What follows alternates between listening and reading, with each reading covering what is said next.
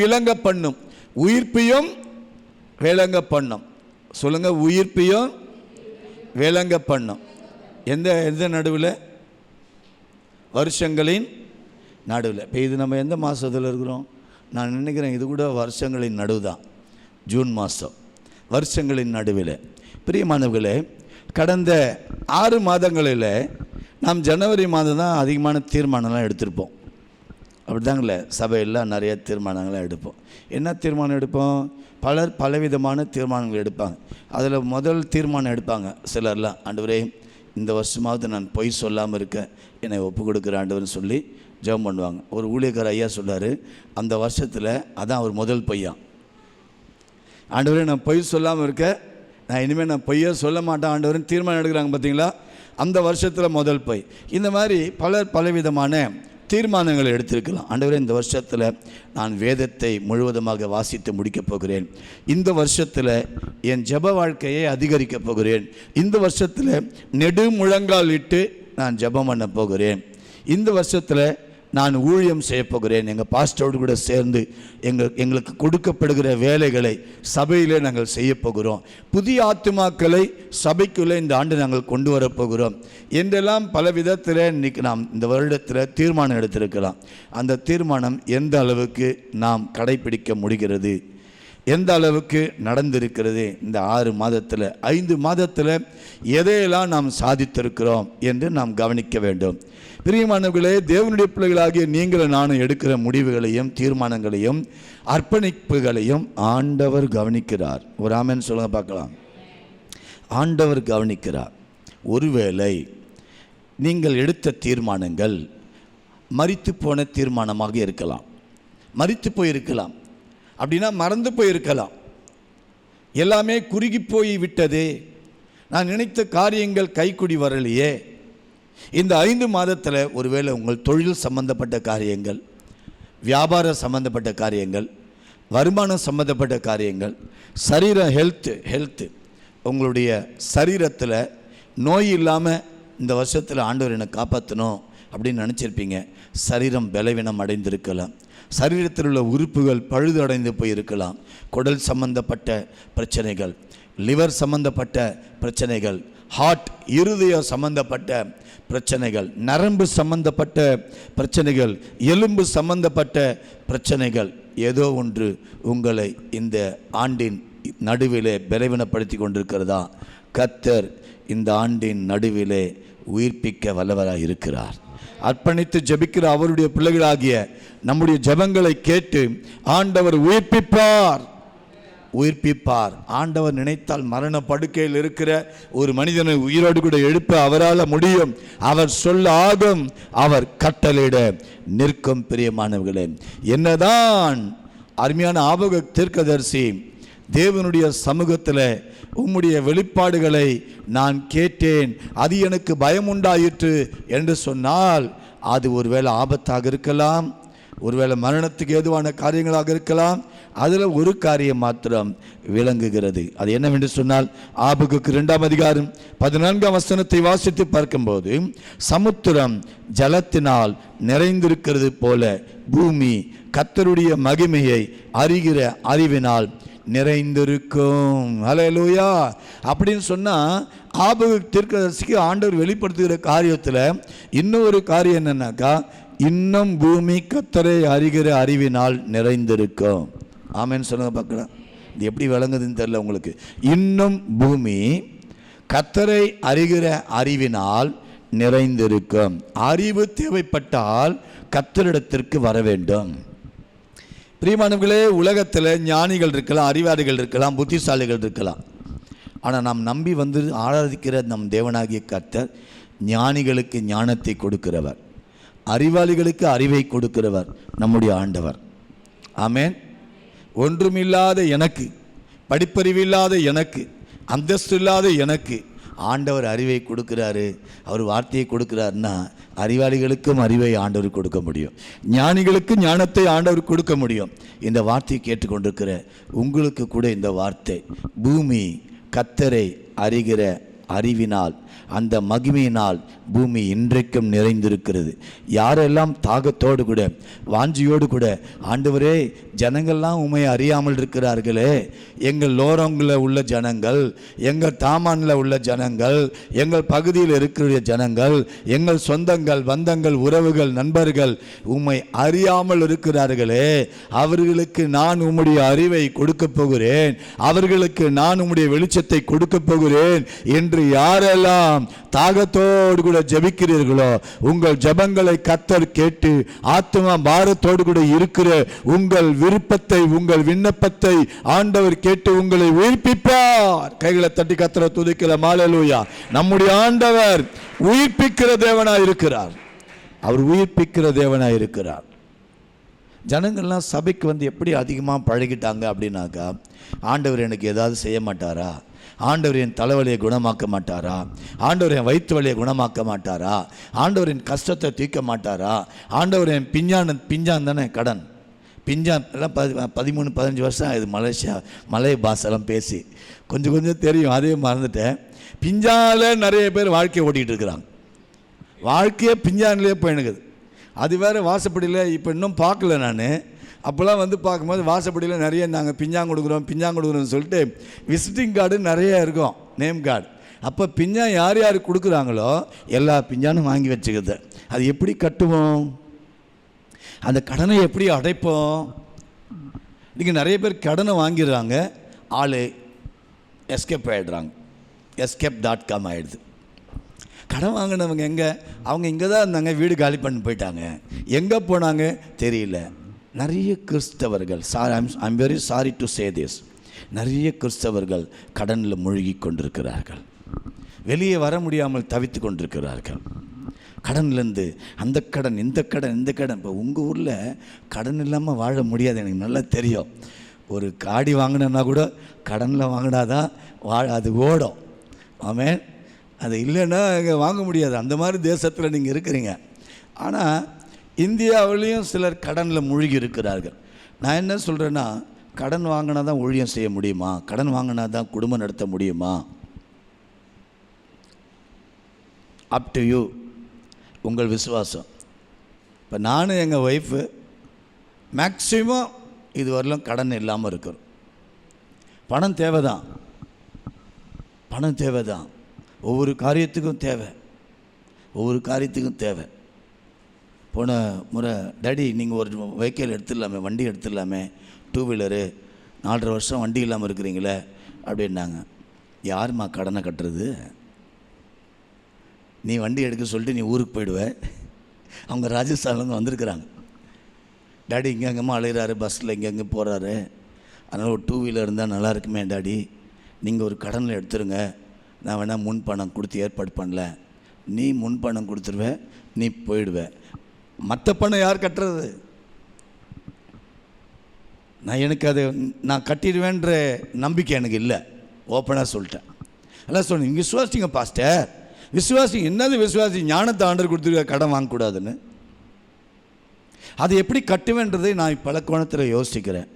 நான் என்ன சொல்கிறேன்னா, சாப்பாடு இருக்குதோ இல்லையோ, கடன் வாங்காமல் பட்டினியாக இருப்பது நல்லது. அந்த அளவுக்கு ஆண்டவர் விடவும் மாட்டார். என் தேவைகள் எல்லாம் சந்தித்து விட வேண்டும் என்று நினைப்பது தவறு. உன் தேவைகள் எல்லாம் ஆண்டவர் சந்திப்பார் என்பது விசுவாசிப்பது, நம்புவது வேறு. அந்த நம்பிக்கையில் நாம் ஓடுவோம் என்று சொன்னால், மனித ஆசைப்பட்ட காரியங்கள் நிறைய இருக்குதுங்க. ஆசைப்படுற காரியங்கள் உலகத்தில் எல்லாம் அடைஞ்சிடணும்னு சொல்லி மனுஷன் நினைக்கிறான்.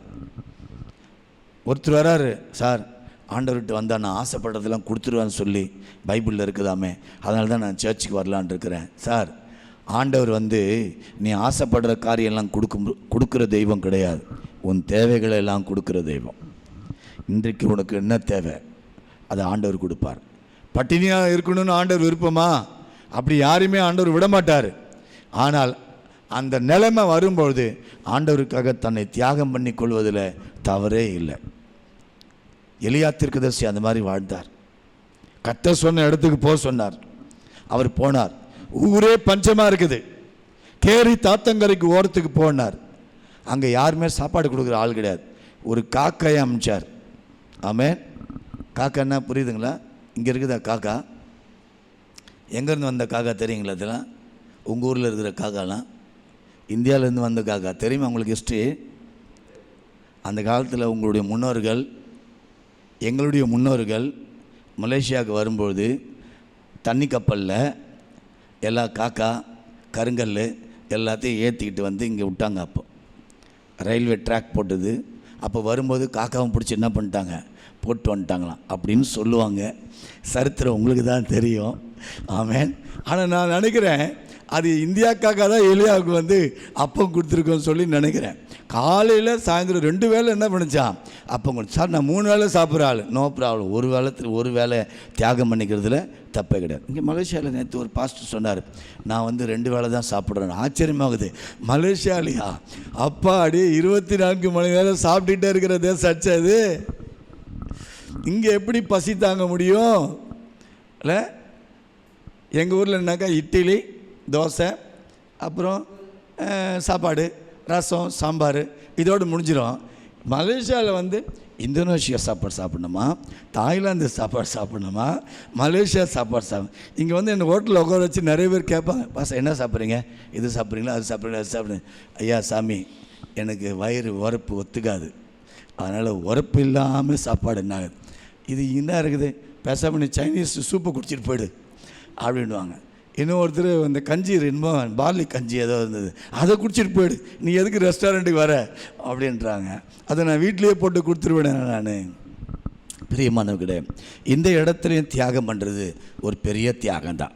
ஆகவே ஆபகுக் தீர்க்கதரிசி அவர் காரியங்களை சொல்கிறார். இந்த காரியங்களை தேவைகள் மனிதனுக்கு அதிகமாக இருந்தாலும் ஒரு மகிழ்ச்சி ஆண்டவர் கொடுக்குறார். ஆமேன். பாருங்களேன், ஆபகுக் தீர்க்கதரிசன புஸ்தகம், செப்பனியா இல்லை மன்னிக்கணும், ஆபகுக் தீர்க்கதரிசன புஸ்தகம் 3ஆம் அதிகாரம் 17-18 வசனங்களை வாசிக்க கேட்கலாம். அத்திமரம் துளிர் விடாமல் போனாலும், திராட்சை செடியின் பலன் உண்டாகாமல் போனாலும், ஒலிவ மரத்தின் பலன் அற்று போனாலும், வயல்கள் தானியத்தை விளைவியாமல் போனாலும், கிடையில் ஆட்டு மந்தகள் முதலற்று போனாலும், தொழுவத்திலே மாடு இல்லாமல் போனாலும், ஸ்டேட்மெண்ட்டை கவனிங்க, நான் கர்த்தருக்குள் மகிழ்ச்சியாயிருப்பேன். இதுதாங்க நம்ம வாழ்க்கையில் திருப்தியை கொடுக்கக்கூடியது. நான் கர்த்தருக்குள் மகிழ்ச்சியாயிருப்பேன், என் தேவனுக்குள் களி கூறுவேன். கர்த்தருக்குள் மகிழ்ச்சியாயிருப்பேன். சந்தோஷமாயிருங்கள் பவுல் எழுதுகிறார் பிலிப்பு சபைக்கு. மறுபடியும் சொல்கிறேன், சந்தோஷமாயிருங்கள், உங்கள் சந்தோஷம் நிறைவாயிருக்கும்படிக்கு நான் சொல்லுகிறேன் என்றெல்லாம் சொல்கிறார். பிரியமானவர்களே, நமக்கு மகிழ்ச்சி வேணும், சந்தோஷம் வேணும். எந்த நேரத்தில்? எல்லா நேரத்திலையும். சிலருக்கு பணம் இருக்கும்பொழுது சந்தோஷம், ஒரு புதிய பொருள் வாங்கும்போது சந்தோஷம், ஒரு புதிய காடி வாங்கும்போது சந்தோஷம், ஒரு புதிய வீடு வாங்கும்போது சந்தோஷம். எவ்வளோ நாளைக்கு சந்தோஷம்? எங்கள் ஊரில் 1ஆம் தேதி சம்பளம் கொடுப்பாங்க. இந்த 1ஆம் தேதியிலேருந்து 6ஆம் தேதி வரலும் ஒரே குஷியாக தான் இருப்பாங்க. ஏன்னா அது என்ன டேட்டு? சம்பளம் டேட்டு. அந்த 7ஆம் தேதிக்கு அப்புறம் போய் பிஞ்சா வாங்குவாங்க, கடன் வாங்க ஆரம்பிச்சிருவாங்க. அந்த 6 நாள் தான் சந்தோஷமா? நான் என்ன சொல்கிறேன்னா, எது இருந்தாலும் எது இல்லாமல் போனாலும் ஆண்டவர் கொடுக்குற சந்தோஷம் என்றைக்குமே மறையாது. அதுதான் திருப்தியான ஒரு வாழ்க்கை. திருப்தியான ஒரு வாழ்க்கையை ஆண்டவர் கொடுக்கிறார். பிரியமானவர்களே, புலம்பல் 3ஆம் அதிகாரம் 32ஆம் வசனத்தை வாசித்து பார்க்கும்போது, அவர் சஞ்சலப்படுத்தினாலும் தமது மிகுந்த கிருபையின்படி நமக்காக இறங்குவார். புலம்பல் 3ஆம் அதிகாரம் 32ஆம் வசனம். அவர் சஞ்சலப்படுத்தினாலும், சஞ்சலப்படுத்துவார் ஆண்டவர்? சஞ்சலப்படுத்த மாட்டாருங்க. அப்படி ஒரு வேளை அவர் சஞ்சலப்படுத்தினாலும் மிகுந்த கிருபையின்படி நமக்காக கர்த்தர் இறங்குவார். பிரியமானவர்களே, இந்த காலை வேளையில் ஆண்டவரை ஆராதிக்க வந்திருக்கிற உங்களுக்காக கர்த்தர் இறங்குவார். அவர் மனமிறங்குவார். உங்களை உயிர்ப்பிக்க ஆண்டவர் இறங்குவார். உங்கள் வேதனையிலிருந்து உங்களை உயிர்ப்பிக்க, உங்களுடைய கடனிலிருந்து உங்களை உயிர்ப்பிக்க, ஆவிக்குரிய வாழ்க்கையில காணப்படுகிற குறைபாடுகளிலிருந்து உங்களை உயிர்ப்பிக்க. குழந்தைக்கு அடிக்கடி சரீரத்தில் பலவீனங்கள், சின்ன சின்ன பிள்ளைகளுக்கு சரீரத்தில் பலவீனங்கள். நம்மளுக்கு நோய் வந்துட்டா நம்மளால் தாங்கிக்கலாம், குழந்தைங்களுக்கு நோய் வந்துருச்சுன்னா குடும்பமே பதட்டமாக இருக்கும். வீட்டில் இருக்கவங்க எல்லாருமே பதட்டமாக, எல்லாருமே ஹாஸ்பிட்டலில் இருப்பாங்க. பிரியமானவர்களே, கர்த்தர் உயிர்ப்பிக்கிறவர், ஆண்டவர் உயிர்ப்பிக்கிறவர். ஹல்லேலூயா. அவர் நம்மை பலப்படுத்த அவரால் முடியும். 85ஆம் சங்கீதம் 6ஆம் வசனத்தை வாசித்து பார்க்கும் பொழுது, உமது ஜனங்கள் உம்மில் மகிழ்ந்திருக்கும்படி நீர் எங்களை திரும்ப உயிர்ப்பிக்க மாட்டீரோ என்று சங்கீதக்காரன் கேட்கிறார். நீர் திரும்ப எங்களை உயிர்ப்பிக்க மாட்டீரோ? எங்கள் ஜனங்கள் மகிழ்ச்சி அடைய வேண்டும், எங்கள் குடும்பத்தில் மகிழ்ச்சி வேண்டும், எங்கள் வியாபாரத்தில், எங்கள் தொழிலில், எங்கள் வருமானத்தில், எங்கள் சபையில், எங்கள் ஊழியங்களில் மகிழ்ச்சி வேண்டும். அப்படி மகிழ்ச்சியை கர்த்தரால் கொடுக்க முடியும். பிரியமானவர்களே, ஹல்லேலூயா. ஏசாயா 57ஆம் அதிகாரம் 15ஆம் வசனத்தை வாசித்து பார்க்கும்போது, ஐசையா சாப்டர் 57 verse 15, நித்திய வாசியம் பரிசுத்தர் என்கிற நாமம் உள்ளவருமாகிய மகத்துவமும் உன்னதமானவர் சொல்லுகிறார், உன்னதத்திலும் பரிசுத்த ஸ்தலத்திலும் வாசம் பண்ணுகிற நான் பணிந்தவர்களின் ஆவியை உயிர்ப்பிக்கிறதற்கும் நொறுங்கினவர்களின் இருதயத்தை உயிர்ப்பிக்கிறதற்கும் நொறுங்குண்டு பணிந்த ஆவி உள்ளவர்களிடத்திலும் நான் வாசம் பண்ணுகிறேன் என்று சொல்லுகிறார். அப்படி என்று சொன்னால், நம்மை எல்லா விதங்களிலேயும் உயிர்ப்பிக்க நம்முடைய ஆண்டவர் நம்மிடத்தில் வாசம் பண்ண விரும்புகிறார். யாரிடத்தில் வாசம் பண்ண விரும்புகிறார்? பணிந்தவர்களிடத்தில் வாசம் பண்ண ஆண்டவர் விரும்புகிறார். பணிவு என்று சொன்னால் ஹம்பிள்னஸ், தாழ்மை.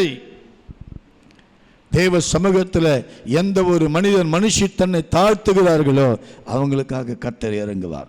பிரியமானவர்களே, நாம் ஆராதிக்கிற இயேசு கிறிஸ்து மிகவும் நல்லவர். ஹல்லேலூயா. யாருக்கும் எந்த தீமையும் செய்கிற தேவன் அல்லவே அல்ல. ஒருவருக்கும் ஒரு கெடுதலையும் நினைக்கிற தேவன் அல்லவே அல்ல. நம்ம இயேசு நல்லவர், ரொம்ப ரொம்ப நல்லவர். அவர் தம்மை அண்டிக் கொள்ளுகிற எல்லா மக்களுக்கும் அவர் நன்மை செய்கிறார். நீங்கள் நினைக்கிறீங்களா கிறிஸ்தவங்களுக்கு மட்டும்தான் இயேசு நன்மை செய்வார்னு? அப்படியானா நினைக்கிறீங்களா? கிறிஸ்தவங்களுக்கு மட்டும்தான். நான் நினைக்கிறேன் கிறிஸ்தவங்களுக்கு அதிகமாக செய்கிறத பார்க்கலாம், கிறிஸ்தவங்க அல்லாதவங்களுக்கு ஆண்டவர் நிறைய செஞ்சுருக்கிறாருங்க. எனக்கு ஆச்சரியமாக இருக்குது. என்னன்னா, நான் மாஞ்சி ஒரு காரியத்துக்கு ஜெபம் பண்ணுறேன், என் காரியம் நடக்கல. அவங்க மறுநாள் வந்து சொல்கிறாங்க, பாஸ்டர் ரொம்ப நன்றி ஐயா. என்னம்மா அன்றைக்கி நீங்கள் ஜெபம் பண்ணீங்க, அது உடனே 2 நாளில் நடந்துச்சுன்றான். 2 நாளில் நடந்துச்சா? நான் 2-3 மாதமாக ஜெபம் பண்ணிட்டு இருக்கேன், இன்னும் நடக்கலையாப்பா. ஆமென். இயேசு ரொம்ப நல்லவர். யாருக்கு என்ன தேவை, எப்பொழுது தேவை, அதை அந்த நேரத்தில் ஆண்டவர் கொடுக்க வல்லவராக இருக்கிறார். பிரியமானவர்களே, ஹல்லேலூயா, ஹல்லேலூயா. பைபிள் அடிக்கடி ஒரு சம்பவத்தை நீங்கள் வாசிப்பீங்க. நீங்கள் அதை இப்போ வாசிக்க வேண்டாம், உங்களுக்கு தெரிஞ்ச சமாச்சாரம். அன்னாள் என்ற ஒரு அம்மா இருந்தாங்க. அம்மாவா இல்லையா? அன்னாள் தெரியுமா? என்னால், அன்னாள், இந்நாள் உங்களுக்கு தெரியுமா? அது ரைட். அன்னாள்னு ஒரு அம்மா இருந்தாங்க. அன்னாள் கூட யாராக இருந்தது தெரியுமா உங்களுக்கு? முதல்ல புருஷன் இருந்தார். புருஷன் பேர் வந்து எல்கானா. அந்த எல்கானாவுக்கு 2 ஒய்ஃப், ஒன்று பெண்ணினால், இன்னொரு அன்னாள். அன்னாள் தான் சீனியர். பெண்ணினாளுக்கு குழந்தை இருக்குது, அன்னாளுக்கு என்ன இல்லை, குழந்தை இல்லை. எல்லாம் மலடின்றாங்க, குழந்தை இல்லாதவஇல்லை. கொஞ்சம் யோசித்து பாருங்களேன். இன்றைக்கி கூட கல்யாணம் பண்ணுறாங்க. உங்கள் ஊரில் எப்படின்னு எனக்கு தெரியல. இந்தியாவில் கல்யாணம் பண்ணி 3 மாதத்துலேயே கிட்ட வந்து வயிற்று தடி, புள்ள பூச்சி ஏதாவது இருக்குதா அப்படின்னு கேட்பாங்க. இங்கே அந்த மாதிரி கேட்குறாங்களான்னு தெரியல. கல்யாணம் ஆகி 3 மாதம் 4 மாதத்தில் புள்ள பூச்சி ஏதாவது இருக்குதா அப்படின்னு தொட்டு பார்ப்பாங்க. ஏன்னா கல்யாணம் ஆகி 3-4 மாதத்தில் குழந்தை இல்லைன்னா வித்தியாசமாக நினைப்பாங்க. கல்யாணம் ஆகி 1 வருஷத்தில் ஒரு பிள்ளை வீட்டுக்கு வந்துருச்சு.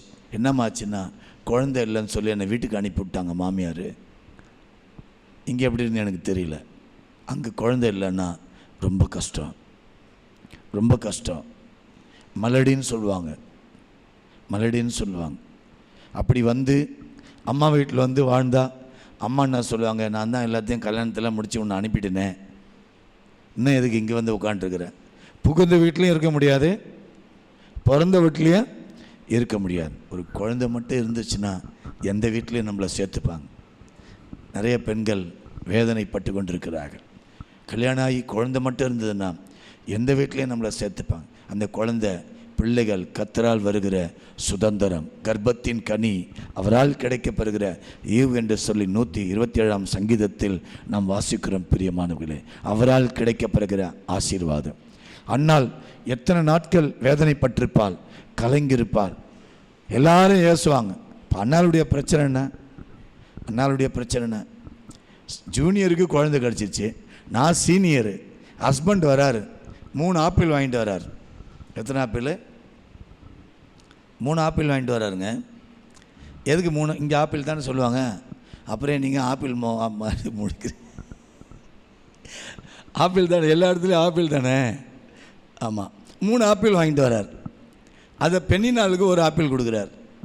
அண்ணாள்கிட்ட நைஸாக வந்து, அண்ணாள் கவலைப்படாத, நான் அவனுக்கு 2 ஆப்பிள் வாங்கி வந்துருக்குறேன். அவனை எதுக்கு 2? எல்லோரும் ஒன்று ஏசுகிறாங்கல்ல, எனக்கு தேவையில்லைங்க, எனக்கு வேண்டாங்க. ஏமா அதை நினச்சி அழுதுட்டுருக்குற? 10 பிள்ளைகளை பார்க்கல, நான் உனக்கு பெருசு இல்லையா? எவ்வளோ நல்ல ஹஸ்பண்ட் பார்த்தீங்களா? 10 குழந்தைகளை பார்க்கலாம், நான் உனக்கு பெருசு இல்லையாப்பா? ஏன்பா அப்படி அழுவுற? என்னதான் எல்கானை வந்து அதிகமாய் அண்ணாளை நேசித்தாலும் அது போதில்லை. அண்ணாள் ஒரு பிரச்சனை என்னென்னா, இவளுக்கு குழந்தை கிடச்சிச்சே, எனக்கு குழந்தை கிடைக்கணும், இந்த ஒரு வைராக்கியம்தான். ஆனால் ஆண்டவர் நினச்சிருந்தாருன்னா எப்போவே அண்ணாளுக்கு குழந்தையை கொடுத்துருப்பார், மகிழ்ச்சியாக இருப்பார். இப்போ என்னன்னா, இவளை பிரச்சனையை சால்வ் பண்ணணும். இவளுக்கு முன்னாடி நான் வைக்கப்பட்டு போகக்கூடாது. யாருக்கு முன்னாடி? பெண்ணினாளுக்கு முன்னாடி நான் என்ன பண்ணக்கூடாது? வைக்கப்பட்டு போகக்கூடாது. ஆனால் ஆண்டவருடைய திட்டம் என்ன தெரியுங்களா? அண்ணாவில் இருந்த காலகட்டம் என்ன தெரியுங்களா?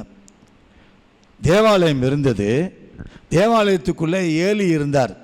அவர் தான் தீர்க்கதரிசி ஏலி. ஏலிக்கு பிள்ளைங்க இருந்தாங்க, ஓப்னி, பினாகாஸ், 2 பிள்ளைங்க இருந்தாங்க. தேவனுடைய வார்த்தை அபூர்வமாக இருந்துதான். அப்புறமா நீங்கள் படித்து பாருங்கள். தேவனுடைய வார்த்தை ஏலி காலத்தில் அபூர்வமாக இருந்தது. கர்த்தர் ஏதோ பேச விரும்புகிறார், அதை கேட்டு ஜனங்களுக்கு சொல்ல ஆட்கள் இல்லை, செவிகள் இல்லை, இருதயம் இல்லை. கர்த்தர் பேசுகிறதை கேட்கக்கூடியவர்கள் இல்லை, ஆட்கள் இல்லை. தேவன் ஏதோ ஒரு காரியத்தை தேசத்துக்காக சொல்கிறார், அதை சொல்ல விரும்புகிறார். யாரை கொண்டு சொல்வது? யாருமே இல்லையே.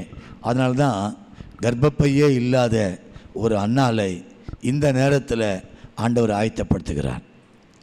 ஆண்டவருடைய ஆயத்தம் வேற, மனிதர்களுடைய அவசரம் வேற. இன்னைக்கு மனிதர்களுடைய அவசரம்தான் வாழ்க்கையில் தோல்வியை கண்டு கொண்டிருக்கிறார்கள்.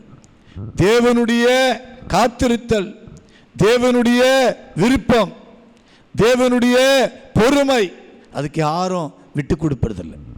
இப்போ தேவனுடைய தேவை ஒன்று இருக்கிறது, மனிதனுடைய அவசரம் ஒன்று இருக்கிறது.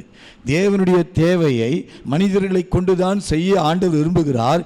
மனிதனுடைய அவசரத்தை நிமித்தம் அது தடைப்பட்டு கொண்டே போய் கொண்டிருக்கிறது. ஆமென் சொல்லுங்க பார்க்கலாம். மனிதனுடைய அவசரம், அண்ணாளுடைய அவசரம், சீக்கிரம் எனக்கு குழந்தை கொடுத்தீங்கன்னா அவன் முன்னாடி நான் போயிட்டு குழந்தையை கொண்டு போய் நிற்க வைப்பேன். ஆண்டவருடைய தேவை என்ன? என் வார்த்தையை கேட்கக்கூடிய ஒருவனை நான் உருவாக்கி கொண்டிருக்கிறேன், அந்த வார்த்தையை சொல்லக்கூடிய ஒரு தீர்க்கதரிசியை நான் உருவாக்கி கொண்டிருக்கிறேன். அதுதான் ஆண்டவருடைய தேவை. அன்னாள் தேவாலயத்தில் பொருத்தனை பண்ணி ஜெபம் பண்ணுறாங்க. இவ்வளோ நாள் ஜெபம் பண்ணாமலாம் இல்லை, ஜெபம் பண்ணுறாங்க. ஆனால் இப்போ அன்னாளுடைய இருதயம், ஆண்டவரே நீர் எனக்கு ஒரு குழந்தையை கொடுத்தால் அதை உமக்கே கொடுத்துரு. எங்கே கொண்டு போய் நிற்க வைக்கணும்னு அந்த அம்மாவுடைய விருப்பம். பெண்ணினாள். பெண்ணினாள் யார்? பைபிளில் சக்காலத்தின்னுக்குது. இங்கே அந்த மொழியை சொல்கிறதுக்கு பயமாக இருக்குது. இது கெட்ட வார்த்தையானான்னு எனக்கு தெரியல. நிறைய இடத்துல இதை சொன்னால் கெட்ட வார்த்தை சொல்கிறாங்களா அப்படின்னா, பைபிளில் சக்காலத்தி அப்படி தான் இருக்குது. ஆனால் தான் சக்காலத்திக்கு முன்னாடி கொண்டு போய் இந்த குழந்தைய நிறுத்தணும் தான் இந்த அம்மாவுடைய பிரச்சனை. ஆனால் ஆண்டவருடைய பிரச்சனை என்னன்னா, ஒரு தேவை சந்திக்கப்பட வேண்டும். அப்போது அன்னாள் என்றைக்கு தேவ சமூகத்தில் ஒப்பு கொடுத்து மனம் திரும்பி ஜெபம் என்றாலோ அன்னைக்கு ஆண்டவர் அன்னாளை கடாட்சித்தார். ஒரு ஆமென் சொல்லுங்க பார்க்கலாம். அன்னாளை கடாட்சித்தார். அன்னாளுக்கு குழந்தை பாக்கியத்தை ஆண்டவர் கொடுக்கிறார். என்ன சொல்லிச்சோம்? ஆண்டவரே, நீர் எனக்கு ஒரு குழந்தையை கொடுப்பீரென்றால் அந்த குழந்தையை நான் உமக்கே கொடுத்து விடுகிறேன். அல்லேலூயா. உமக்கே கொடுத்து விடுகிறேன். எப்படி இருக்குது பார்த்தீங்களா? நான் திடீர்னு உங்ககிட்ட வந்து, பிரதர் ஒரு 1000 வெள்ளி கொடுங்க பிரதர் அப்படின்னு கேட்குறேன். நீங்கள் கொடுப்பீங்களா? கொடுக்க மாட்டீங்களா? கொடுப்பீங்க. உங்கள் பொறுமையெல்லாம் சொல்லுது, கேட்ட உடனே கொடுத்துருவீங்கன்னு. ஆமேன். ரைட், கவலைப்படாதீங்க. நான் உங்ககிட்ட வாங்கன்னா நான் கொடுத்துருவேன். ஆமேன். ரைட். எப்படி கொடுப்பேன் அப்படின்னா, 1000 வெள்ளி நீங்கள் கொடுக்குறீங்க, வாங்கி அடுத்த செகண்டில் உங்ககிட்ட கொடுத்தா நீங்கள் என்ன நினைப்பீங்க? நல்லா தானே வந்தார் இந்த இந்தியா பாஸ்டரு, என்னாச்சு அவர் 1000 வெள்ளி கேட்டார், நான் கொடுத்துட்டேன், திருப்பி கொடுத்துட்டு போகிறாரு, மென்டல் ஆகிட்டாரா அப்படின்னு நினைப்பீங்க. இந்த அன்னாள் பண்ணுற பிரச்சனை அப்படி தாங்குது.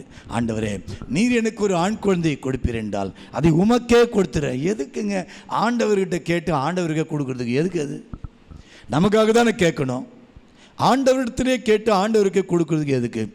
தேவன் இது போல இருதயம் உடையவர்களைத்தான் பார்க்கிறார். எது தேவன் கொடுத்தாலும் இது கர்த்தர் கொடுக்கிற ஆசீர்வாதம் என்று யார் நினைக்கிறார்களோ அவர்களை ஆண்டவர் ஆசீர்வதித்து கொண்டே இருப்பார்.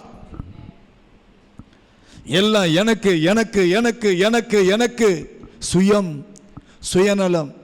சுயம்ன்றது வந்து மனிதனுடைய சுபாவங்க, மனிதனுடைய சுபாவம். சபையில் நிறைய பேர் வந்து சொல்லுவாங்க, பாஸ்டர் ஒரு நல்ல வேலை கிடைக்கணும்னு ஜெபம் பண்ணுங்க பாஸ்டர். நாம பாஸ்டர் உபவாசம் இருந்து மாஞ்சி ஜெபம் பண்ணி வேலை கிடைச்ச உடனே எனக்கு பொருத்தனை பண்ணி ஜெபம் பண்ணுவாங்க. வேலை கிடைச்ச உடனே மாதம் தவறாமல் நான் தசமங்கலாம் கொடுத்துருவேன் பாஸ்டர். அதே போல் முதல் சம்பளம் வாங்கி நான் சர்ச்சுக்கு கொடுக்குறேன் பாஸ்டர், ஒரு வேலைக்காக ஜெபம் பண்ணுங்க பாஸ்டர். பாஸ்டர் ஜெபம் பண்ணிகிட்டே இருக்கிறார். வேலை கிடைக்கிறவர்களும் சபைக்கு வந்தார். வேலை கிடைச்ச உடனே 2-3 வாரம் சபைக்கு வரல. என்ன பண்ணுறார்? சபைக்கு வர்றதே இல்லை, வேலை நிறைய பாஸ்டர். இதுக்கு பாஸ்டர் என்ன ஜெபம் பண்ணுவார்? அடுத்த ஜெபம், ஆண்டவர் இந்த வேலையை எடுத்துருங்கப்பா. வேலை இல்லாத போது ஒழுங்காக அந்த ஆத்துமா சபைக்கு வந்தது, காணிக்க தசமாக போட்டுச்சோ இல்லையோ, ஒழுங்காக வந்து ஆண்டவரை துதிச்சதே. இப்போ வேலை கிடைச்ச உடனே வேலை வேலை வேலை. பிரியமானவர்களே, உங்கள் தேசத்தில் எப்படின்னு எனக்கு தெரியல, but you are all giving priority for Sunday service. Amen. But many people, they won't give time for God. They won't give time for Sunday service. Hallelujah. வருத்தத்துக்குரிய ஒரு காரியம். வேதம் தெளிவாக சொல்கிறது, முதலாவது தேவனுடைய ராஜ்யத்தையும் அவருடைய நீதியையும் தேடுங்கள், அப்பொழுது இவைகளெல்லாம் உங்களுக்கு கூட கொடுக்கப்படும் என்று சொல்லி வேதம் சொல்லுது. கூட கொடுக்கப்படும். இங்கெல்லாம் கருவேப்பிலெல்லாம் நீங்கள் காசு கொடுத்து வாங்காதீங்க. அங்கே இந்தியாவில் வந்து எல்லாத்தையும் வாங்கிட்டு கொசுறு கருவேப்பிலை கொடுங்கன்னு கேட்பாங்க. கொசுறு கொடுங்கன்னு. இங்கே ஆண்டவர் வந்து நீங்கள் கேட்டதையும் கொடுப்பார், கேட்காததையும் கொடுப்பார். அதான் தேவனுடைய ராஜ்யம். கிங்டம் ஒர்க் அதுதான். Kingdom willing. தேவ ராஜ்யத்தினுடைய விருப்பத்தை யார் பூமியில் நிறைவேற்றுகிறார்களோ அவர்கள் கேட்கிறதையும் ஆண்டவர் கொடுப்பார், கேட்காததையும் ஆண்டவர் கொடுப்பார். அன்னால் வந்து, ஆண்டவரே எனக்கு ஒரு 5 பையன்களை கொடுத்தினா நல்லா இருக்கான் அப்படியா கேட்டாங்க. எனக்கு ஒரு ஆண் குழந்தை கொடுத்தால் அதை உமக்கே கொடுத்து. பர்டிகுலரான ப்ரேயர் பாருங்களேன். நமக்கு அந்த மாதிரி எக்ஸ்பீரியன்ஸ் இருக்குதா?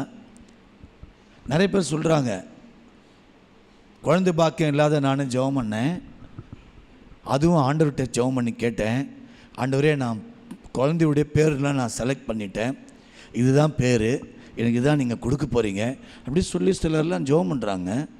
அதே போல் அவங்களுக்கு அந்த பேர் வைக்கிற அளவுக்கு ஆண்டவர் குழந்தையை கொடுத்துட்றாருங்க. ஒரு ஆமீன் சொல்ல மாட்டேறீங்க. எனக்கா கொடுத்தாரு? எங்கேயோ தானே கொடுத்தாரு அப்படின்றீங்களா?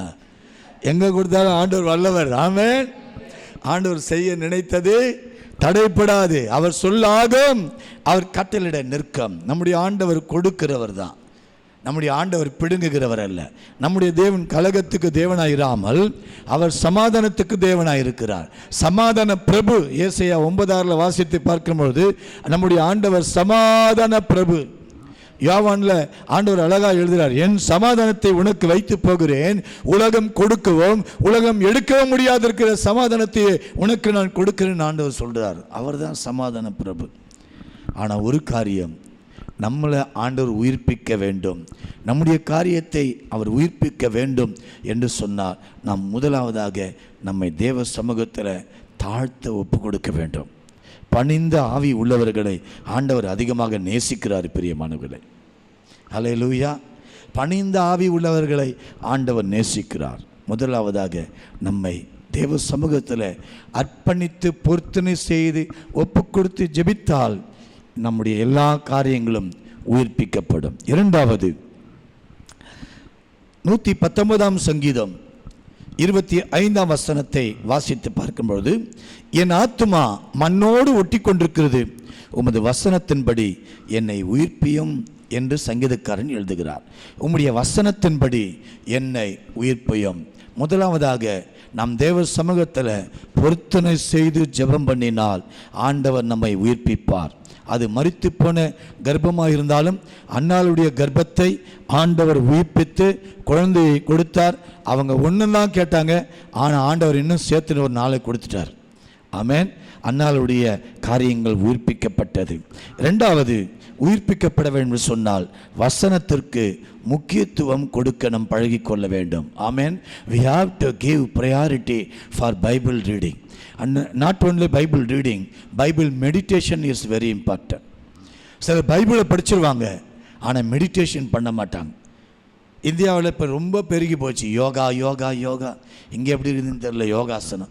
அங்கே இந்தியாவில் தடுக்கி விழுந்தால் yoga training centre, yoga training centre. இந்த மோடி வந்துட்டார், அங்கே எல்லா ஸ்கூல்லையும் யோகா செய்யணும்னு சொல்லி கட்டாயப்படுத்துகிறார். Yoga it is not in the Bible. தெரியுமா உங்களுக்கு? Yoga it is not in the Bible, but meditation in the Bible. அதில் மெடிடேஷன்லையும் சேர்த்து கொண்டு வந்துடுறாங்க யோகாவில். பிரியமானவர்களே, பாம்பின் ஆவிகளுக்கு முக்கியத்துவம் கொடுக்கிற காரியத்தை தேவன் விரும்பவே மாட்டார். நம்முடைய ஆண்டவர் நம்முடைய உடம்பு நல்லா இருக்கணும்னு தான் விரும்புகிறார். தனிமையிலே நாம் அமர்ந்து ஆண்டுடைய வசனத்தை தியானிக்க வேண்டும். அதான் 1ஆம் சங்கீதத்தில் வாசித்து பார்க்கும்போது சங்கீதக்காரன் சொல்கிறார், துன்மார்க்கருடைய ஆலோசனை நடவாமல், பாவிகளுடைய வழியை நில்லாமல், பரியாசக்காரர் உட்கார்மிடத்தில் உட்காராமல், கர்த்தருடைய வேதத்தில் இரவும் பகலும் அவருடைய வேதத்தில் தியானமாக இருக்கிற மனுஷன் பாக்கியவான் என்று சொல்லி வேதம் சொல்லுகிறது. அவன் எப்படி வாழ்வானா? அவன் நீர்க்கால்கள் ஓரமாய் நடப்பட்டு தன் காலத்தில் தன் கனியை தந்து இலையுதிராதிருக்கிற மரத்தை போல் இருப்பான். அவன் செய்வதெல்லாம் வாக்கியம். அப்படின்னு அர்த்தம், அவன் செய்வதெல்லாம் சக்சஸ். எந்த ஒரு மனிதன் மனுஷி வேதத்தை தியானிக்கிறார்களோ அவங்க செய்கிறதெல்லாம் வாக்கியம். இங்கே பாருங்க, இந்த வேதம் தேவனுடைய வார்த்தை. இந்த தேவனுடைய வார்த்தை நம்மை உயிர்ப்பிக்கக்கூடியதாக இருக்கிறது. சங்கீதக்காரன் சொல்றார், இந்த வேதம் என் பாதைக்கு தீபம் என்று சொல்கிறார். ஆமென். இது ஒரு வெளிச்சம், இது ஒரு தீபம், இது ஒரு லைட். நம்ம வாழ்க்கைக்கு வெளிச்சத்தை கொடுக்கக்கூடிய ஒரு சக்தி வாய்ந்த புத்தகம் இந்த வேதம். பிரியமானவர்களே, அது மட்டும் இல்லை, இந்த பைபிள் ஒரு மிரர், ஒரு கண்ணாடி. தெரியுமா உங்களுக்கு? கண்ணாடி பார்த்துருக்கீங்களா? அந்த அனுபவம் உங்களுக்கு இல்லை. எங்கள் ஊரில் நிறைய பார்ப்பாங்க, நிற்பாங்க முன்னாடி.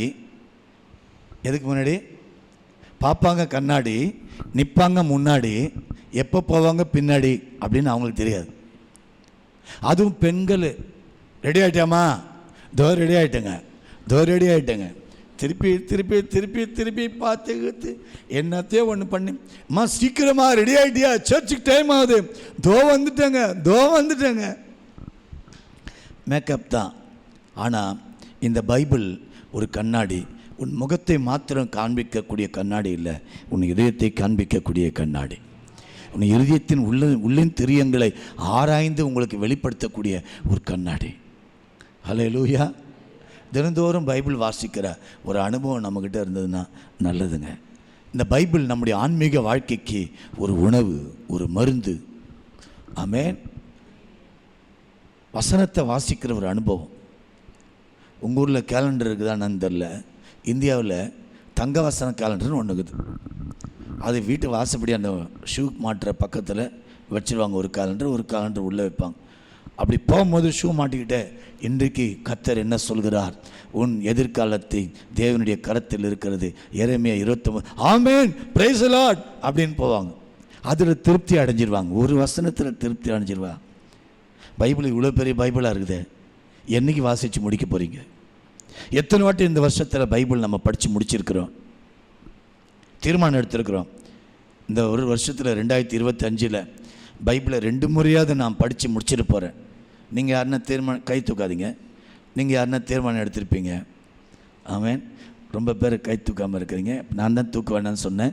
நீங்கள் கை தூக்கன்னு சொன்னால் நிறைய பேர் கை தூக்கியிருப்பீங்க. அதனால் நீங்கள் எத்தனை பேர் முடிச்சிங்களா, ஸ்டார்ட் பண்ணியிருப்பீங்க. ஆனால் முடிச்சிங்களான்றது எனக்கு தெரியல. நம்மளுக்கு முதல்ல ஸ்டார்டிங் தான், முடிக்க தெரியாது. அதாவது காடி ஓட்டும் போது ஸ்டார்ட் பண்ணிவிடுவோம், அதுக்கு அடுத்தது எப்படி ஸ்டாப் பண்ணுறதுன்னு தெரியாது சிலருக்கு. அந்த மாதிரி தவிக்கிற நிலைமையாக இருந்ததுன்னா காடி எங்கன்னா போயிட்டு முட்டிடும். அதையும் உங்களுக்கு நான் ஞாபகப்படுத்துகிறேன். துவங்கினவர் துவக்க ஆண்டவர் உங்களுக்கு உதவி செய்வார், முடிக்கவும் உங்களுக்கு கிருபை செய்வார். நம்முடைய ஆண்டவர் அல்பாவும் ஒமேகாவும் ஆதியும் அந்தமும் முந்தினவரும் பிந்தினவருமாய் இருக்கிறார். அவர் நேற்றும் இன்றும் என்றும் மாறாத தேவனாய் இருக்கிறார்.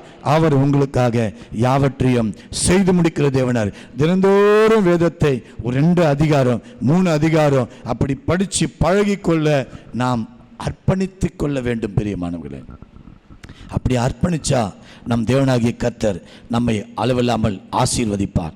அர்ப்பணிக்க நாம் பழகிக்கொள்ள வேண்டும். வேதத்தை தியானிக்க பழகிக்கொள்ள, முதலாவதாக நாம் தேவ சமூகத்தில் அர்ப்பணித்து பொருத்தனை செய்து ஜெபிக்க பழகி கொள்ள வேண்டும். 2வது அவருடைய வேதத்திற்கு முக்கியத்துவம் கொடுக்க பழகி கொள்ள வேண்டும். ஆமென் சொல்லுங்க பார்க்கலாம். அல்லேலூயா. வேத வசனம் நம்ம வாழ்க்கைக்கு தீபமாக இருக்கிறது. உபாகமம் 8ஆம் அதிகாரம் 3ஆம் வசனத்தை வாசித்து பார்க்கும்போது, அவர் உன்னை சிறுமைப்படுத்தின, உன்னை பசியினால் வருந்தி மனுஷன் அப்பத்தினால் மாத்திரமல்ல கர்த்தருடைய வாயிலிருந்து புறப்படுகிற ஒவ்வொரு வார்த்தையினாலும் பிழைப்பான் என்று சொல்லி எழுதியிருக்கிறது. பிரியமானவர்களே, அவருடைய வார்த்தை நம்மை உயிர்ப்பிக்கும். அவருடைய வார்த்தை நம்மை உருவாக்கும். 3வது காரியம், நம்ம மிஸ்டேக்கை ஒத்துக்கொள்ள பழகிக்கொள்ள வேண்டும். நம்ம தவற ஒத்துக்கொள்ள பழகிக்கொள்ள வேண்டும். நிறைய முறை நம்ம சமாளிப்போம். என்ன செஞ்சிட்டான், என்ன பெருசாக தவறு செஞ்சிட்டேன், நான் என்ன போய் தப்பு பண்ணி, அவங்க செய்யலையா, இவங்க செய்யலையா, இவங்க செய்யலையா, இவங்க யார் செஞ்சாங்கன்றது முக்கியம் இல்லை. நம் தேவன் பரிசுத்தம் உள்ளவர், நம் தேவன் நீதி உள்ள நியாயாதிபதி. அந்த தேவனுக்கு முன்பதாக நாம் போய் தினந்தோறும் நின்றே ஆக வேண்டும். அவர் பரிசுத்தம் உள்ளவராக இருக்கிறது போல நீங்களும் நானும் பரிசுத்தமாக இருக்க பழகி கொள்ள வேண்டும். 2 நாளாகமத்தின் புஸ்தகம் 12ஆம் அதிகாரம் 6-7 வசனங்களை வாசித்து பார்க்கும்பொழுது, அப்போது இஸ்ரவேலின் பிரபுக்களும் ராஜாவும் தங்களை தாழ்த்தி கர்த்தர் நீதி உள்ளவர் என்றார்கள். அவர்கள் தங்களை தாழ்த்தினதை கர்த்தர் கண்டபோது கர்த்தருடைய வார்த்தை செமையாவுக்கு உண்டாகி, நான் இவர்களை அழிக்க மாட்டேன் என்று சொல்கிறார். காரணம் தெரியுமா? அவர்கள் தங்களை தாழ்த்தினபடியினால், தங்கள் தவறுகளை ஒத்துக்கொண்டபடியினால், தங்களுடைய மிஸ்டேக்கை உணர்ந்து கொண்டபடியினால். நான் ஒன்று சொல்கிறேன், no one perfect in this world. உலகத்தில் எல்லாரும் விழுந்து விழுந்து எந்திரிச்சு தான் வராங்க. நான் விழுந்து போயிட்டேன், நான் பைபிளை தொட முடியாது, நான் இதை பண்ணிட்டேன், இந்த தவறு செஞ்சுட்டேன், நான் சர்ச்சுக்கு வர முடியாது. நோ, உனக்காக கர்த்தர் ஆலயத்தில் ஏங்கி கொண்டிருக்கிறார்.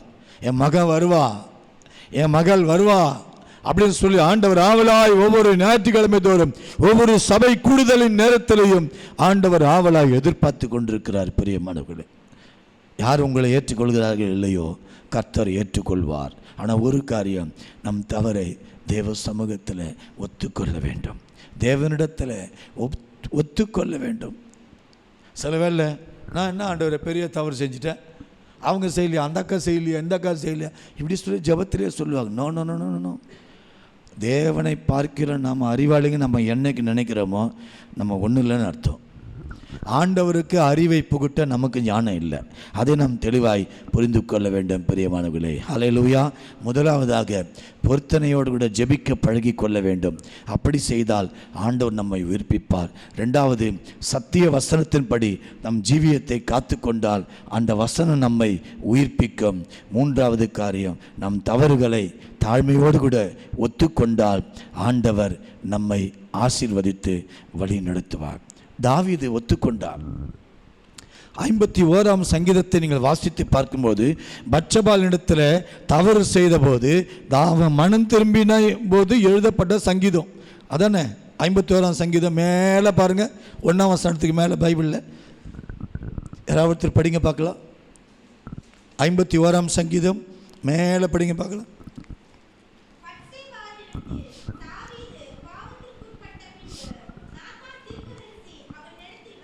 பாருங்களேன், இதில் எங்கன்னா மறைச்சி எழுதிக்குதா? தாவீதினுடைய தவறை பைபிள் மறைக்குதா? பைபிளில் மறைக்கவே முடியாதுங்க. பைபிளில் மறைக்கிற பைபிள் இல்லைங்க. ஒரு குழந்தை பைபிளை வாங்கி படித்தாலும் தாவீது தவறு செஞ்சான்றதை அந்த குழந்தையும் படிக்க முடியும். ஒரு வயசானவங்க, முதிர்ந்தவங்க, ஒரு இந்து, ஒரு முஸ்லீம், ஒரு கிறிஸ்டின் யார் படித்தாலும் இதை படிக்க முடியுங்க. இதாங்க தாவீதினுடைய லைஃபு. தாவீது பத்சபாள் இடத்துல பாவம் செய்த போது ஒளிமறையவே கிடையாது, அவனால் பாடப்பட்டது. அது பொருத்தனை செஞ்சு ஜெபம் பண்ண. அதில் ஒரு ரொம்ப எனக்கு பிடிச்சது தெரியுமா? ஆண்டவரே, ரட்சிப்பின் சந்தோஷத்தை எனக்கு திரும்ப தந்து உற்சாகமான ஆவி என்னிலே தங்கும்படி செய்யும் ஜெபம் பண்ணார். ரட்சிக்கப்படும்போது ஒரு சந்தோஷம் இருக்குது பார்த்தீங்களா? இப்போ தாவீது என்றைக்கு பாவம் செய்தானோ அந்த ரட்சிப்பின் சந்தோஷத்தை எழுந்து போனான். திரும்ப தாரும், என்னை உயிர்ப்பிக்க மாட்டீரோ என்று ஜெபிக்கிறார். தாழ்த்தும் பொழுது அவர் நம்மை உயிர்ப்பிப்பார், ஒத்துக்கொள்ளும் பொழுது அவர் நம்மை உயிர்ப்பிப்பார். அந்த வார்த்தை கேட்டுக்கொண்டிருக்கிற அன்பு சகோதர சகோதரிகளை, ஒரு நிமிடம் நம்முடைய எல்லா வலதுகையை உயர்த்தி, சரீரத்தில் பலவிதமான வியாதிகள், சரீரத்தில் பலவிதமான பலவீனங்கள், எவ்வளோ மருந்து மாத்திரை சாப்பிட்டோம், இந்த நோய் குணமாகலையே, நான் ஆண்டவர் தானே நம்பி இருக்கிறேன், கர்த்தர் உனக்கு இறங்குவா. ஏதோ ஒரு பாஸ்டர் வந்து தலையில் கை வச்சு ஜெபம் பண்ணா என் நோய் குணமாக நீங்கள் விசுவாசிச்சிங்கன்னா அதுவரை நீங்கள் நோயை தான் கிடைக்கணும். கர்த்தர் இரக்கத்தில் ஐஸ்வர்யம் உள்ளவர், தனிப்பட்ட விதத்தில் ஆண்டவர் நம்மை சந்திக்கிறவர். அவர் என்கவுண்டர் பண்ணுவதற்கு நம்மை நாம் விட்டு கொடுக்க பழகிக்கொள்ள வேண்டும். அப்படி செய்தால் ஆண்டவர் உன்னை தொட்டால் உன் நோய்கள் குணமாகும். மனுஷர் தொட்டால் அல்ல, ஆண்டவர் உன்னை தொட்டால் உன் நோய் குணமாகும். ஆண்டவர் ஒரு குஷ்டரோகியை தொட்டார், குஷ்டரோகி குணமானான், பார்வை அடைந்தால். ஆமென். சப்பானி எழுந்து நடந்தார்கள். ஆண்டுடைய வார்த்தைக்கு வல்லமை இருக்கிறது, ஆண்டவருடைய ஒரு தொடுதலுக்கு வல்லமை இருக்கிறது. வலது கை உயர்த்தி தேவ சமூகத்தில், ஆண்டவரே என்னை உயிர்ப்பியும் ஆண்டவரே, நான் பலதரப்பட்ட சூழ்நிலை நான் தவித்து கொண்டிருக்கிறேன், என்னை உயிர்ப்பியும் ஆண்டவன் கேட்கலாமா? தகப்பனை அர்ப்பணித்தமுடைய பிள்ளைகளை கண்ணோக்கி பாரு. நீர் மகிமைப்படும் உயிர்ப்பிப்பீராக. உம்முடைய வார்த்தையின்படி நீர் உணர்த்தின காரியங்களை உம்முடைய பிள்ளைகளுக்கு சொல்லி இருக்கிறோம்ப்பா. விசுவாசித்து அவர்களும் ஏற்றுக்கொள்ள கிருபைத்தார், உண்மையிலே உயிர்ப்பிக்கப்பட கிருபைத்தார், உண்மையிலே பலனடைய கிருபைத்தாரும் ஆண்டவரே. இயேசு நாமத்தில் ஜெபிக்கிற நல்ல பிதாவே, ஆமேன். கைகளை தட்டி கர்த்தர் நாமத்தை மையப்படுத்துவோம். ஆமேன். God bless you. அருமையான தேவனுடைய செய்தியை கொண்டு வந்த பீட்டர் மாரிஸுக்கு ஒரு பலத்த கரவலை கொடுப்போம். மெய்யாகவே நல்ல ஒரு அருமையான ஒரு செய்தி, நல்ல ஒரு கருத்தான ஒரு உயிர்ப்பிக்கிற ஒரு செய்தி. இந்த நாளிலே அருமையான நேரத்தின் பிரகாரம் கர்த்தர் வார்த்தை கொடுத்திருக்கிறார். அபகூக் புத்தகம் சொன்னது போல் அந்த வருஷத்தின் நடுவில் இன்றைக்கி இந்த 6வது மாதம் வந்துவிட்டது. பிறகு நம்ம 7வது மாதத்துக்குள் கால் எடுத்து வைக்க போகிறோம். இந்த நேரத்தில் நம்ம வார்த்தைகளை சற்று தியானித்து நல்ல அருமையான ஒரு தெய்வ செய்தியை கொடுத்தார். பொருத்தனை செய்து வசனங்களை நம்ம தியானிக்கிறவர்களாகவும், இறுதியில் சொன்னார் நம்மளுடைய தவறுகளை ஒற்றுக்கொள்ளும் பொழுது கர்த்தர் நமக்கு ஒத்தாசையாக வருகிறவராக இருக்கிறார். ஹல்லேலூயா. நம்ம என்றைக்கு தேவனுடைய சமூகத்தில் வந்து ஒத்துக்கொள்ளுகிறோமோ, ஆண்டவரே என்னை மன்னியும் அல்லது தாழ்த்தி தவறுகளை ஒற்றுக்கொள்ளும் பொழுது கர்த்தர் அவருடைய ஒத்தாசையை அனுப்புகிறவராக இருக்கிறார். அருமையான செய்தி. இந்த வேளையில் கண்கள் மூடி நாம் ஜெபிப்போம். நிறைவுக்கு நம்ம வருவோம். ஹல்லேலூயா. எழுந்திருப்போம் அப்படியே. ஹல்லேலூயா. ஷாபா ராதா ராமா சா காபாரியாந்தா. நன்றி செலுத்துகிறோம் அப்பா. ஹல்லேலூயா. சோத்தரிக்கிறோம். ஆண்டவர் நமக்கு செய்த நன்மைகள் முடிந்தது, அதுக்கு நன்றி செலுத்துவோம். ஆனால் நமக்கு செய்ய போகிற காரியங்கள் நமக்கு முன்பாக வைத்திருக்கிறார், அதற்கு கர்த்தரை சோத்தரிப்போம். ஹல்லேலூயா. சோத்திரம் ஆண்டவரே. இந்த வாரம் முழுவதும் எங்களை வழி நடத்த போகிறீர். உம்முடைய வசனம் எங்களுக்கு வழியும், உம்முடைய வசனம் எங்களுக்கு சத்தியமும், உம்முடைய வசனம் எங்களுக்கு வெளிச்சமும். உம்முடைய வசனம் ஆண்டவரே எங்களுக்கு ஒரு கண்ணாடியை போல ஆண்டவரே நீ காட்டி நாங்கள் வளர்ந்து வர இந்த ஒரு வார காலம் ஆண்டவரை நாங்கள் கடந்து போகும் பொழுது பா எங்களுக்கு நல்ல ஒரு ஞானத்தை தந்ததுக்காக நன்றி செலுத்துகிறோம். அந்த விளக்கு எங்கள் வாழ்க்கையில் எப்பொழுதும் ஆண்டவரை எரிந்து கொண்டே இருக்கணும் கர்த்தாவே. அப்பா, உலகத்தில் ஆண்டவரை தேவ தயவு உன்னோட சமூகத்தில் நாங்கள் பெற்றுக்கொண்டு உலகத்துக்கு போகும் பொழுது அந்த தயவு மனுஷன் மத்தியில் கொடுக்கிறவராக இருக்கிறார். அப்பா, பாதுகாப்பு தருகிற தேவன் ஆண்டவரை ஏற்ற நேரங்களில் எங்களுடைய தேவைகளை நீ சந்திக்கிறவர். ஆவிக்குரிய தேவைகளை சந்தித்த தேவன், எங்களுடைய ஆத்மா தேவைகளை சந்தித்த தேவன், எங்கள் சரீர தேவைகளை சந்திக்கிறவராக இருக்கிறேன். ஒப்பு வைக்கிறோம் உன்னுடைய ஜீவனுள்ள வசனத்துக்காக நன்றி ஆண்டவரே. ஹல்லேலூயா. நன்றியோடு உம்மை துதிக்கிறோம். கைகளை உயர்த்தி அப்படி சொல்லுவோம். என் ஆத்மாவை கர்த்தரை சோதரி, என் முழு உள்ளமே அவருடைய பரிசுத்த நாமத்தை சோதரி. என் ஆத்மாவை கர்த்தரை சோதரி, கர்த்தர் செய்த சகல உபகாரம் மறவாதே. Amen, amen. God bless you. கர்த்தர் உங்கள் ஆசை இருப்பாராக. நீங்கள் அப்படி தனிப்பட்ட முறையில் அவர்கிட்ட ஜெபிக்கணும் என்றால் நீங்கள் வந்து ஜெபித்துக் கொள்ளலாம். அவர் உங்களுக்காக ஜெபிப்பார்.